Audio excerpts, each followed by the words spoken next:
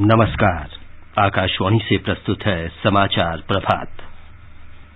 राष्ट्र ने स्वर कोकिला लता मंगेशकर को अश्रुपूर्ण विदाई दी, दुनिया भर से शोक संदेश। लता मंगेशकर के सम्मान में संसद के दोनों सदनों की बैठक 1 घंटे के लिए स्थगित की जाएगी। प्रधानमंत्री नरेंद्र मोदी आज शाम लोकसभा में राष्ट्रपति के अभिभाषण पर धन्यवाद प्रस्ताव पर चर्चा का जवाब देंगे। गृह मंत्री अमित शाह आज संसद के दोनों सदनों में असदुद्दीन ओवैसी के काफिले पर हुए हमले पर बयान देंगे। उत्तर प्रदेश में विधानसभा चुनाव के प्रथम चरण के मतदान के लिए प्रचार अभियान चरम पर, भाजपा ने 45 अन्य उम्मीदवारों की सूची जारी की। आईसीएसई परिषद आज 10वीं और 12वीं के पहले सेमेस्टर के परिणामों की घोषणा करेगी। दिल्ली, उत्तर प्रदेश, बिहार, गुजरात और केरल में आज से स्कूल खुल गए हैं। देश में अब तक 169 करोड़ 46 लाख कोविड रोधी टीके लगाए गए। भारत के औषधि महानियंत्रक ने देश में स्पुतनिक लाइट कोविड वैक्सीन के आपातकालीन उपयोग की अनुमति दी और अहमदाबाद में पहले 1 दिवसीय अंतर्राष्ट्रीय क्रिकेट मैच में भारत ने वेस्टइंडीज को 6 विकेट से हराया। समाचार प्रभात में विशाल शर्मा के साथ मैं विमलेंदु पांडे। कोरोना वायरस के नए स्वरूप ओमिक्रॉन से चिंताएं बढ़ी हैं। आपसे अपील है कि सतर्क रहें और पूर्ण टीकाकरण कराएं। 15 से 18 वर्ष के किशोरों और अन्य लोगों के टीकाकरण में भी मदद करें। सुरक्षित रहने के लिए कृपया 3 सरल उपायों का पालन अवश्य करें। मास्क पहनें, 2 गज की सुरक्षित दूरी बनाए रखें और हाथ और चेहरा साफ रखें। कोविड से संबंधित किसी भी जानकारी और मार्गदर्शन के लिए राष्ट्रीय हेल्पलाइन नंबर 011-2397-8046 और 1075 पर संपर्क करें। अब समाचार से पहले हम आज अमृत महोत्सव किसके बारे में बात कर लेते हैं। देश के 75वें स्वाधीनता दिवस समारोह के उपलक्ष्य में आजादी का अमृत महोत्सव के अंतर्गत सरकार अनेक गतिविधियों का आयोजन कर रही है। इस अवसर को जन उत्सव के रूप में मनाते हुए आकाशवाणी समाचार स्वाधीनता संग्राम और उसके गौरवशाली इतिहास पर विशेष प्रश्नोत्तरी कार्यक्रम प्रसारित कर रहा है। ये क्विज 15 अगस्त 2022 तक प्रत्येक सोमवार और मंगलवार को समाचार प्रभात में शामिल होगा। भारतीय डाक विभाग अमृत महोत्सव क्विज में आकाशवाणी के साथ सहयोगी के रूप में शामिल है। आज अमृत महोत्सव क्विज का 51वां प्रश्न। आज का प्रश्न है, किस महान स्वाधीनता सेनानी को आंध्र केसरी के नाम से जाना जाता है? प्रश्न एक बार फिर सुन लें, किस महान स्वाधीनता सेनानी को आंध्र केसरी के नाम से जाना जाता है? श्रोता अपने उत्तर व्हाट्सएप नंबर 8826546262 पर भेज सकते हैं या हमें इस पते पर ईमेल कर सकते हैं amritmahotsav@prasarbharati.gov.in। ईमेल पता एक बार फिर सुन लें, amritmahotsav@prasarbharati.gov.in। एक भाग्यशाली प्रतिभागी को विजेता चुना जाएगा और कल के समाचार प्रभात में उनके नाम की घोषणा की जाएगी। विजेता को ई प्रमाण पत्र और पुरस्कार दिया जाएगा। अब समाचार विस्तार से। स्वर सामग्री लता मंगेशकर का कल शाम मुंबई में दादर के शिवाजी पार्क में पूरे राजकीय सम्मान के साथ अंतिम संस्कार किया गया। सामाजिक राजनीतिक गतिविधियों के केंद्र शिवाजी पार्क में महान गायिका लता मंगेशकर को अश्रुपूर्ण अंतिम विदाई देने के लिए हजारों लोग जुटे। संसद के दोनों सदनों की बैठक स्वर कोकिला के सम्मान में आज 1 घंटे स्थगित रहेगी। लता मंगेशकर का कल मुंबई के ब्रीच कैंडी अस्पताल में निधन हो गया था। केंद्र सरकार ने उनके सम्मान में 2 दिन का राष्ट्रीय शोक घोषित किया है।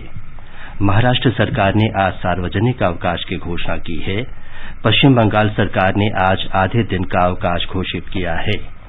लता मंगेशकर का जन्म 28 सितंबर 1929 को इंदौर में हुआ था। लता जी ने लगभग 30 से ज्यादा भाषाओं में 30,000 से अधिक फिल्मी गाने गाए।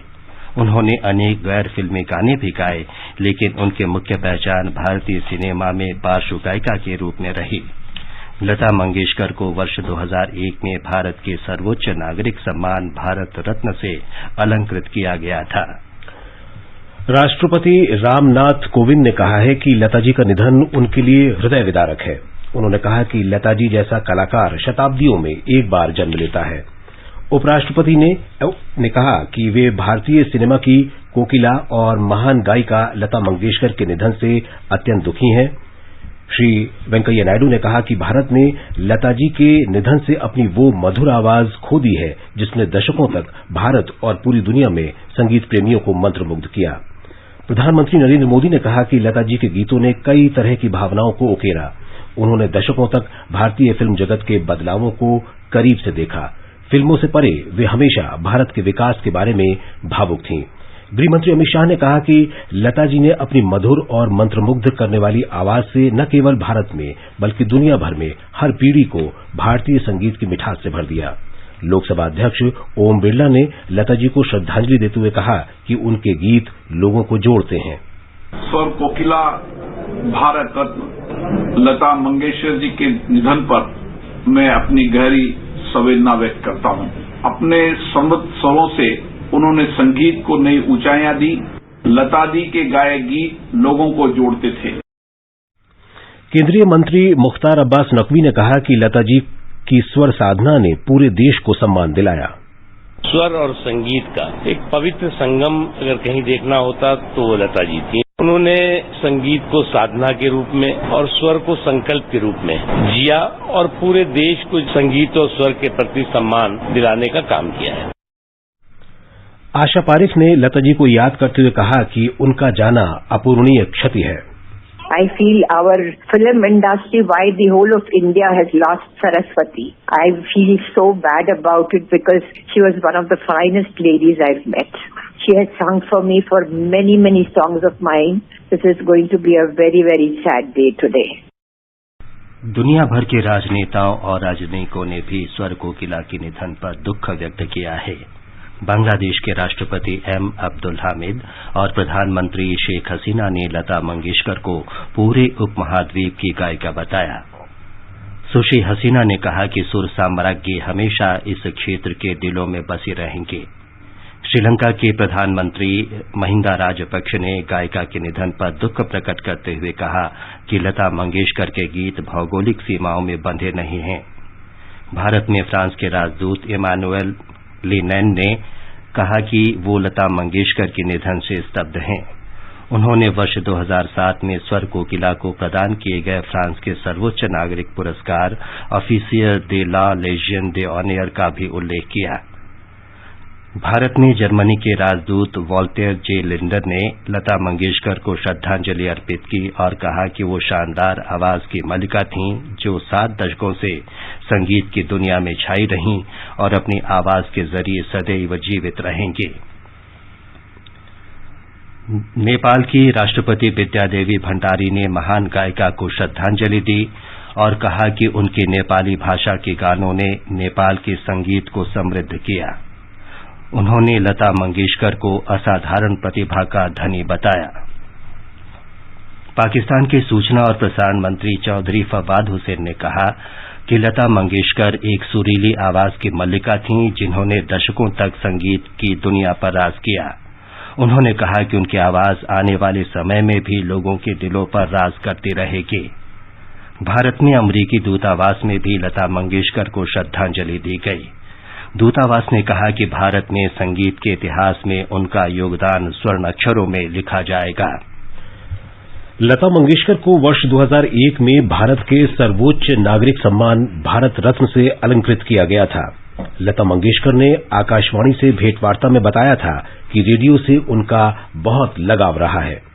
मैं खुद जाके रेडियो पसंद करके घर ले आई और ला के मैंने लगाया और मैं वहाँ एक चटाई डाल के उसके सामने लेके सुन रही थी कि क्या क्या आ रहा है। तो उस दिन न्यूज आया कि के.एल. सहगल जी का देहांत हो गया है और ये कहते हुए हमें बहुत दुख हो रहा है। और ये सुनते ही मैंने रेडियो बंद किया और वो उठाने मेरे वहाँ एक नौकर था, उसको कहा कि फलानी दुकान में जाके तुम वापस करके करके आओ। मुझे इस पे न्यूज जो मिली है वो मुझे सुन के बहुत दुख हुआ है, क्योंकि मैं सहगल साहब की बहुत बड़ी फैन, मैं 5-6 साल की थी तब से मैं उनको सुनती आई हूँ और अभी तक मैं उनकी फैन हूँ और मेरे गाने पे काफी उनका भी असर है, मेरे पिताजी का और उनका। तो ये बात सुन के मुझे उस दिन बहुत दुख हुआ। उसके बाद मैंने कई दिन तक रेडियो नहीं खरीदा। फिर मेरी माताजी ने मुझे कहा कि ऐसे रेडियो का थोड़ा ही दोष होता है,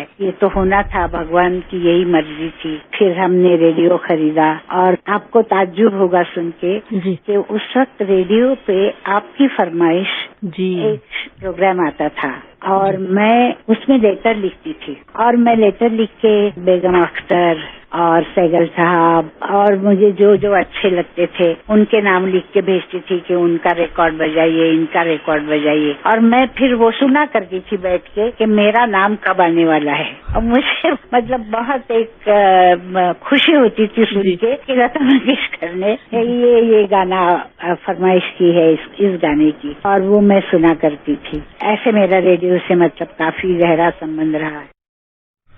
लता मंगेशकर ने बताया था कि उन्हें नूरजहां के साथ गाने का अवसर कैसे मिला।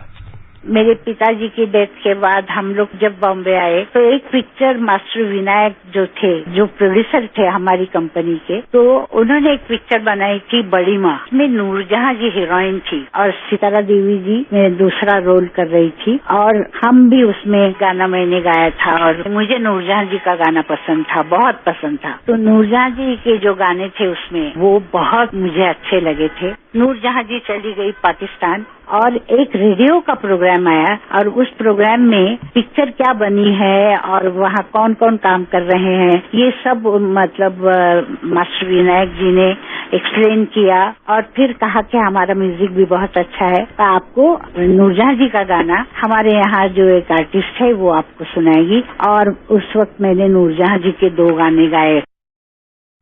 लता मंगेशकर को हिंदी समाचार कक्ष की गीतांजलि।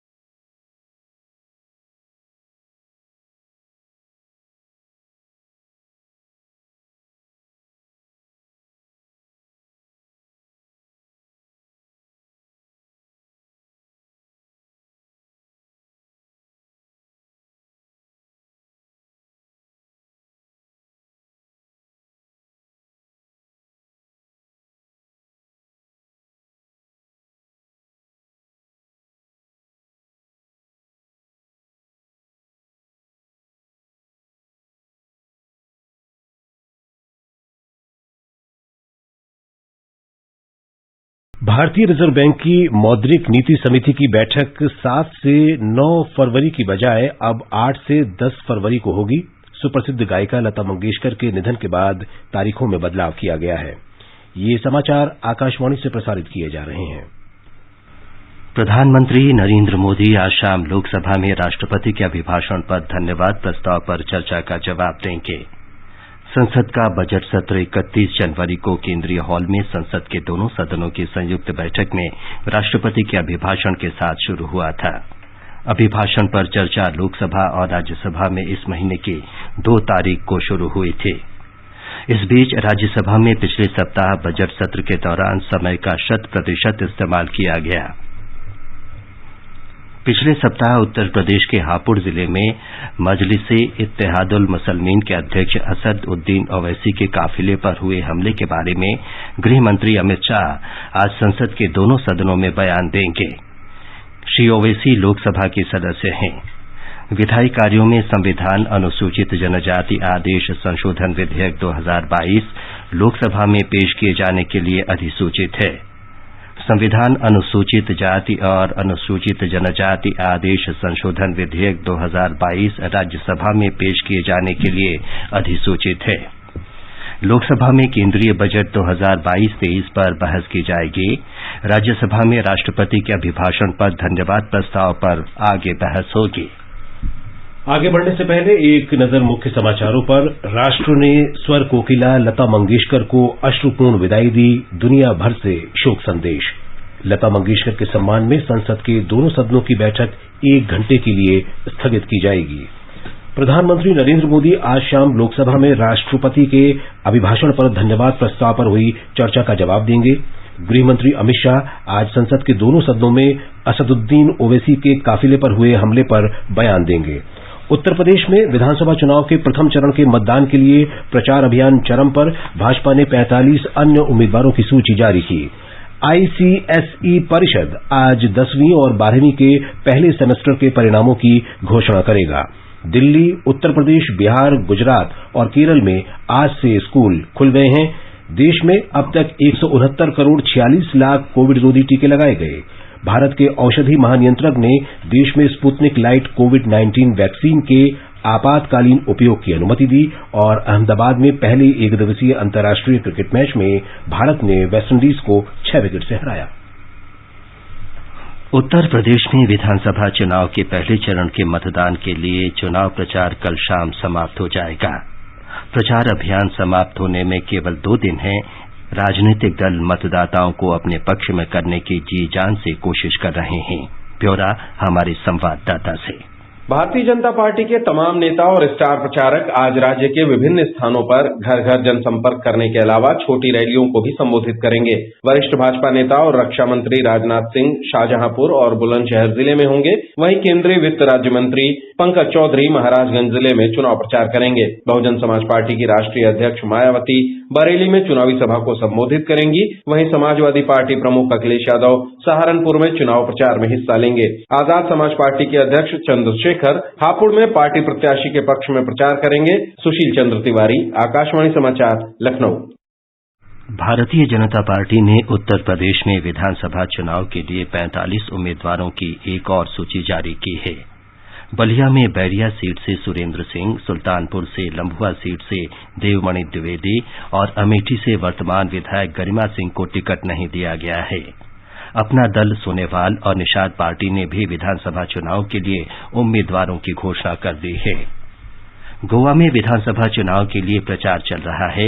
इस बीच कांग्रेस और आम आदमी पार्टी समेत विपक्षी दल चुनाव के बाद अपनी अपनी पार्टी में विभाजन को रोकने की चुनौती का सामना कर रहे हैं। ब्यौरा हमारे संवाददाता से। गोवा में 2017 से 2022 के बीच 24 विधायकों ने जीत के बाद अपना पाला बदल लिया। कांग्रेस के 17 विधायकों में से 15 विधायक अब तक पाला बदल चुके हैं। 2019 में इनमें से 10 विधायकों ने हाथ छोड़कर कमल का फूल थाम लिया, जिसे देखते हुए कांग्रेस और गोवा फॉरवर्ड ब्लॉक के सभी उम्मीदवारों को राहुल गांधी की उपस्थिति में दल बदल नहीं करने की शपथ दिलाई गई। इन उम्मीदवारों को यह भी संकल्प दिलाया गया कि वे पार्टी छोड़कर दूसरे दल के चिन्ह पर चुनाव भी नहीं लड़ेंगे। इसी तरह आम पार्टी के उम्मीदवारों से दल बदल नहीं करने के लिए हलफनामा दर्ज करवाया गया है। हलफनामे में इस बात की चर्चा की गई है कि यदि कोई उम्मीदवार दल बदल करता है तो मतदाता उनके खिलाफ मुकदमा दर्ज कर सकता है। आकाशवाणी समाचार के लिए पणजी, गोवा से कृष्ण कुमार लाल। भारतीय स्कूल प्रमाण पत्र परीक्षा परिषद आज आईसीएसई की 10वीं कक्षा और आईएससी की 12वीं कक्षा के प्रथम सेमेस्टर के परिणामों की घोषणा करेगी। ये नतीजे सवेरे 10 बजे घोषित किए जाएंगे।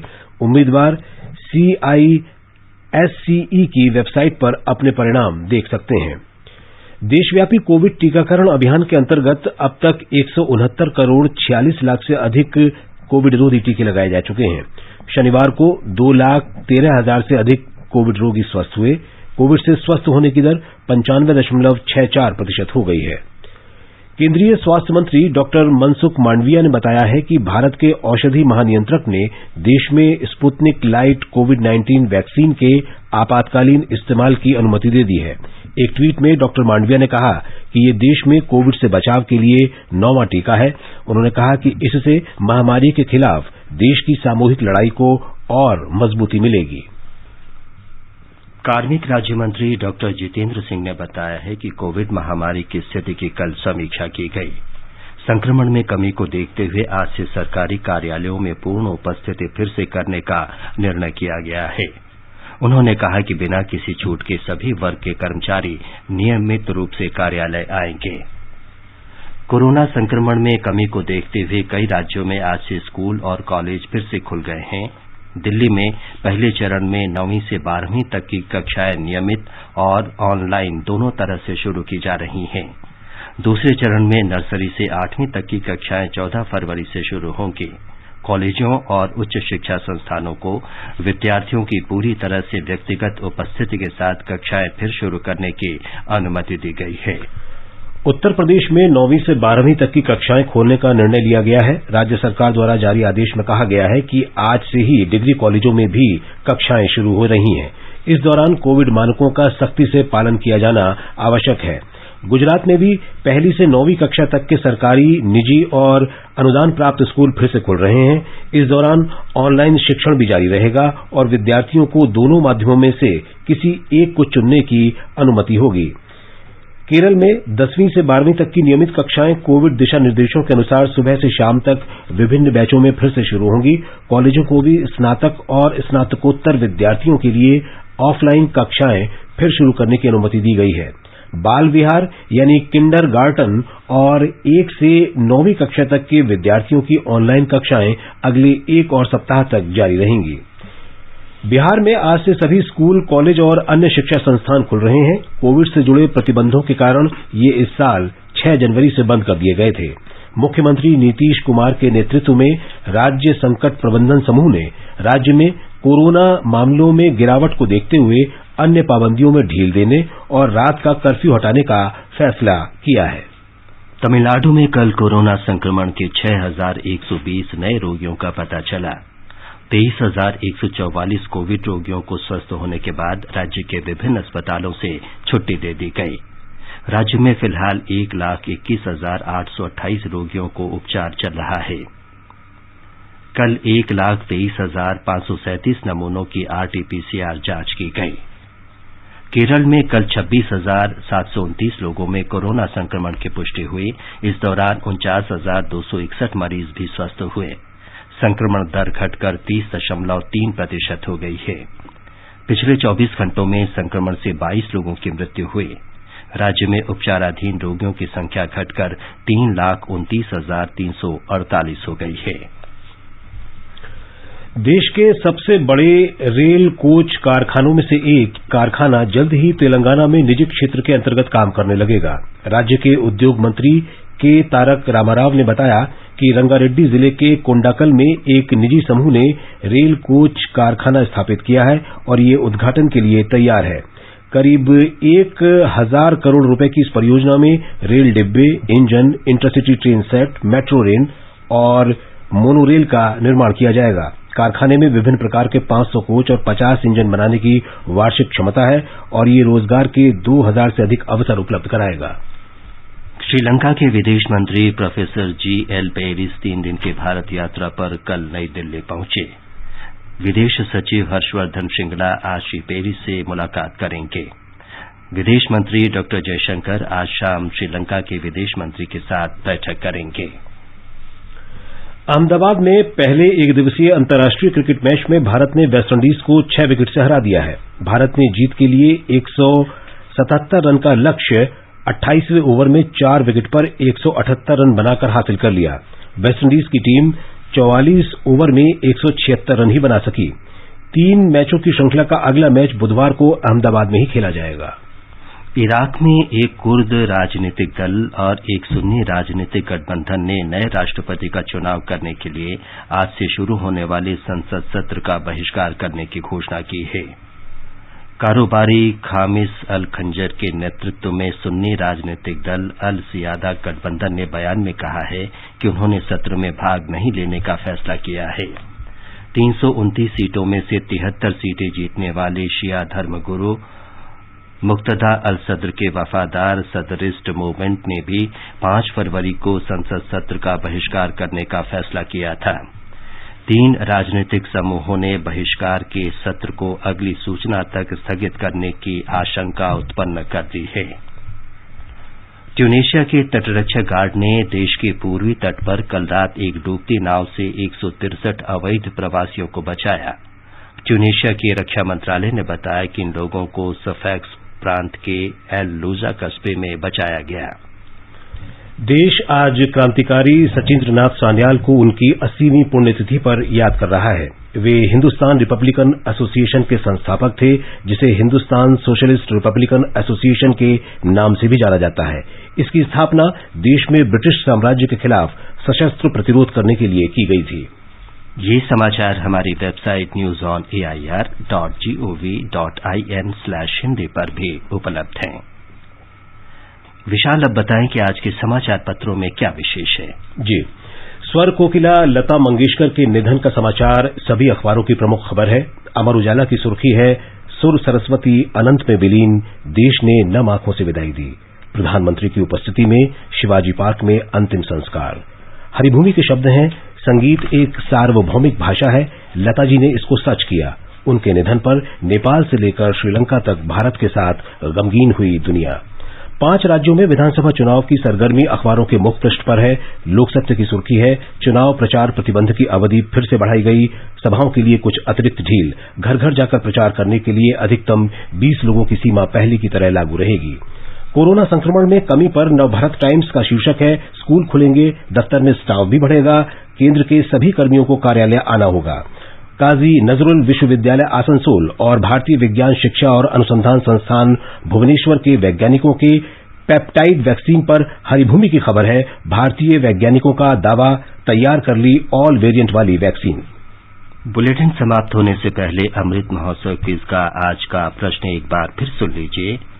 किस महान स्वाधीनता सेनानी को आंध्र केसरी के नाम से जाना जाता है? आप अपने उत्तर व्हाट्सएप नंबर 8826546262 पर भेज सकते हैं। अंत में मुख्य समाचार एक बार फिर। राष्ट्र ने स्वर कोकिला लता मंगेशकर को अश्रुपूर्ण विदाई दी, दुनिया भर से शोक संदेश। लता मंगेशकर के सम्मान में संसद के दोनों सदनों की बैठक 1 घंटे के लिए स्थगित की जाएगी। प्रधानमंत्री नरेंद्र मोदी आज शाम लोकसभा में राष्ट्रपति के अभिभाषण पर धन्यवाद प्रस्ताव पर हुई चर्चा का जवाब देंगे। गृह मंत्री अमित शाह आज संसद के दोनों सदनों में असदुद्दीन ओवैसी के काफिले पर हुए हमले पर बयान देंगे। उत्तर प्रदेश में विधानसभा चुनाव के प्रथम चरण के मतदान के लिए प्रचार अभियान चरम पर, भाजपा ने 45 अन्य उम्मीदवारों की सूची जारी की। इसके साथ ही समाचार प्रभात का ये अंक समाप्त हुआ। नमस्कार।